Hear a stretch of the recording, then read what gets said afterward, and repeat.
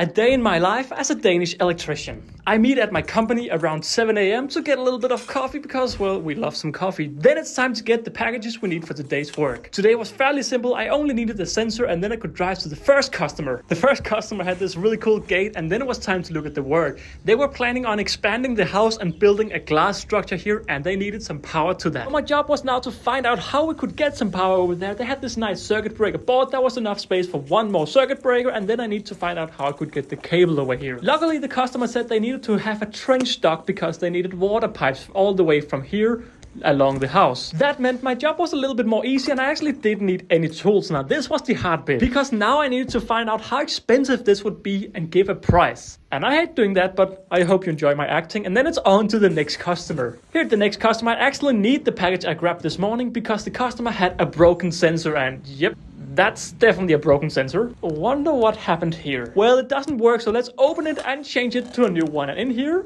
it looks pretty alright. Of course, we need to check whether it has power or not. It did have power, meaning we had to shut off for the power. And behind a lot of things, I found this lovely old circuit breaker board. But which one should we take? Well, let me grab that one. It was actually the wrong one. But either way, I found the right one. And it was time to disconnect all the cables. Once disconnected, I could take the old one down and find the new one. Now the new sensor was a little bit different size, meaning I could not reuse the old hole. So I marked up the new holes and it was time to drill and put up the new one. This actually turned out to be a little bit of an annoying job with these bricks, but we got it done. And the cables were now back in place, ready to test if this baby worked. Of course, we just needed to make sure it pointed the right way. Now the sensor turned on, but the question is, did it also turn off again? Yep, it did. So of course we want to make sure that the customers have the light that turns on and off as it's meant to. So we adjust these small dials in the bottom of the sensor to make sure it works as intended. Once that was fixed, the customer was very happy and it was time to go and move on to the next job. With the magic of teleportation and a car, I was now at the next site. In this fitness area, they had a light that didn't work. Now they tried changing the light source, but in here you could hear this weird sound. When there's electricity involved, that's not a sound you want to hear, so I disassembled the light and realized that it was the little thing you actually pull that had a mistake. So luckily at the place I was staying at, they had an old light fixture which I could just grab a load of bits from.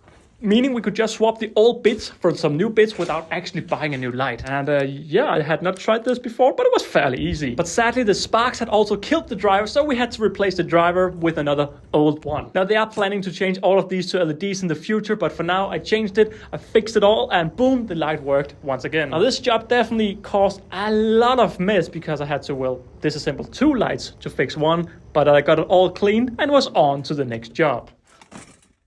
Now the next customer had something that smelled burning, so yep, I had to find out what it was. Now at first I thought it was the light fixture, so I went to the ceiling to see if I could find the cables running down to the lights, and what in the world is this? It's just ventilation pipes in the middle of the ceiling. What?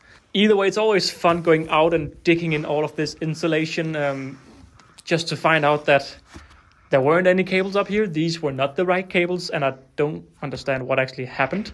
But yeah, all my trip to the ceiling was wasted because apparently these lights were actually not as old as I thought and they had quite a new setup. But to find out what smelled bad, I simply started smelling all of the light sources to find out if any of them smelled burned because the room clearly smelled like burning things. And that's when I noticed this bad boy over here. And yeah, upon smelling this definitely caused some problems. So I opened it and yep, we have some brown sauce. It really smelled terrible. And the worst thing was this ventilation controller still was running, even though it was halfway on fire. Now at that point I wasn't too sure what this was, so I had to get home and order another one. Now the customer also wanted this old outlet to be changed and they also had this broken light fixture that they wanted to be changed. So I went home to the company, I ordered all of the things, and with everything ordered, that has officially been